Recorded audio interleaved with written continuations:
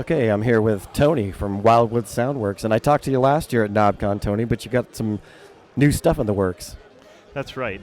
I have a new version of Wildwood Express, this device right here.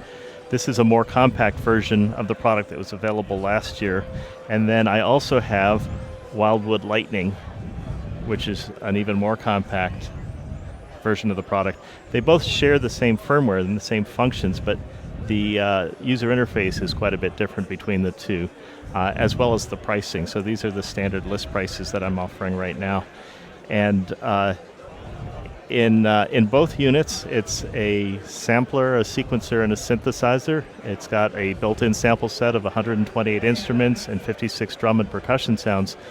And starting in March of last year, you can now record your own samples using a USB audio device, like the headset right there. So it now supports USB audio input and output, as well as analog output over the 3.5 millimeter auxiliary jack. In addition, it's got the ability to edit samples, to clip sections out of samples, and to assign any number of samples to any number of notes, and it interpolates any notes that you haven't assigned, adjusting the pitch automatically. It's also got USB input and output for MIDI, so you can connect a MIDI controller to it, or you can connect the device to a digital audio workstation and use it as a MIDI input device or controller itself. They both offer SD card storage as well as USB storage, and they have a number of additional new features, including connectionless MIDI networking, where you can define a MIDI network numbered between 0 and 255, and then any devices can join that MIDI network simply by selecting the same network number, and can select a role, and the role can be a performer, a player, a director, or an actor, and then the corresponding functions on the device are shared in a peer-to-peer fashion across the devices, so that a single device can broadcast to multiple other devices.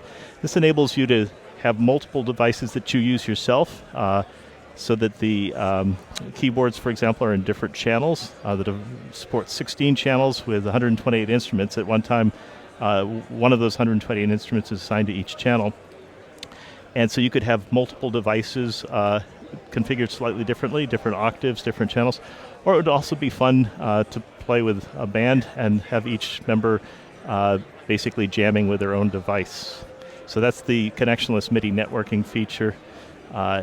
In addition, the new device, Lightning, here has a capacitive touch sensor interface. The older device had a 1-octave keyboard with an 8-octave range. The new device actually uses a technology that allows you to play multiple octaves by pressing the sensors in sequence across the octave ranges. This one also has two modes, a chord mode and a note mode. So in chord mode, you can select a chord type, as you see here. So this is set to major or minor. So we'll start with major, as you can see here.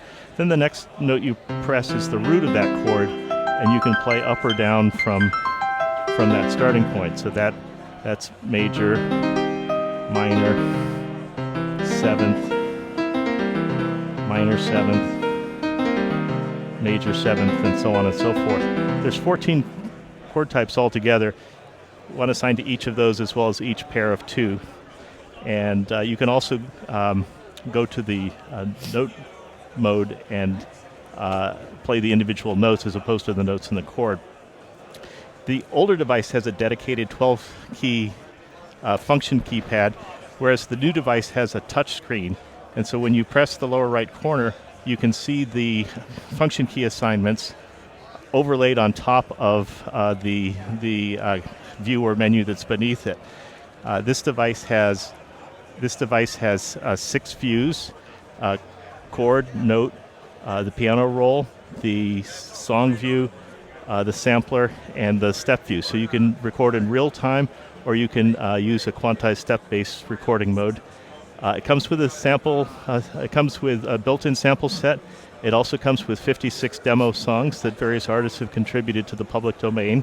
And so right out of the box, you get everything you need to play your own music, record your own music, record your own samples, use existing samples, and it does it all right on the device. You don't need any other hardware in order to get those functions. Lightning also works well with a USB battery pack for portable operation, and it includes a LED strip driver too, so you can drive a standard WS2812B strip, and when you have this feature configured, the strip will display in a color for each channel the notes that are active. Oh, that's interesting. Now you mentioned it's got the USB now with audio over USB. That's right. So the USB allows you to both input and output USB audio for the UAC 1.0 compliance level. You can also do USB MIDI input and USB MIDI output with the USB adapter, as well as connect a USB flash memory device. So your samples and your MIDI files can reside on any of those storage media, as well as the local storage that's built into the device. And yeah, that's great. I don't know if you can play anything without hearing sure, it. Let's play this here.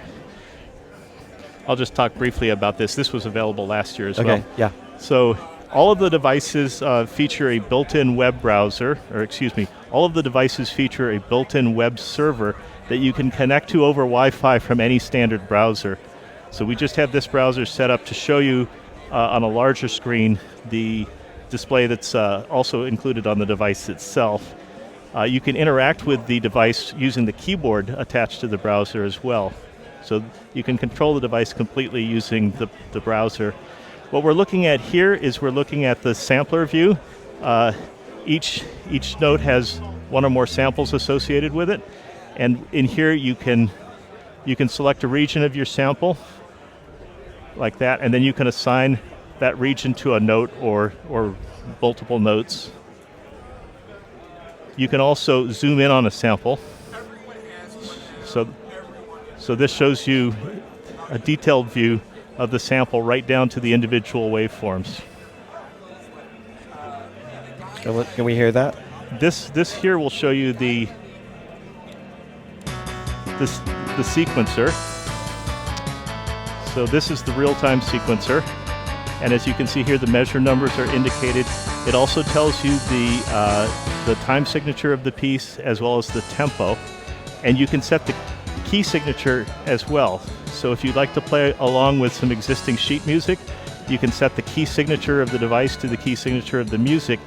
And for example, then if you set it to F major, when you play a B, you'll get a B flat. So especially on Lightning, which has the more limited 7-sensor keyboard, that makes it really easy to play along with existing sheet music. Finally, the last thing I'd like to show you is the song view. This shows you the note density as a function of time for all 16 channels in the song. And as I mentioned before, you can assign any instrument you want to any of the 16 channels. And here you see where the notes are as a function of each channel in the song. It also includes a reverb filter and a pattern generator. And the pattern generator is good for both generating arpeggios as well as drum tracks. And lastly, it's got a built-in metronome as well. Yeah, that's great. And then you showed some pricing, but how do people find you? How do they buy it? So the website includes a lot of information on the devices, including full documentation, as well as links to the Getting Started guides and the quick reference guides for both devices. It also includes links to YouTube videos. And finally, it includes a link to Etsy, where you can order the devices. Great. That sounds great. Thank you very much. Thank you.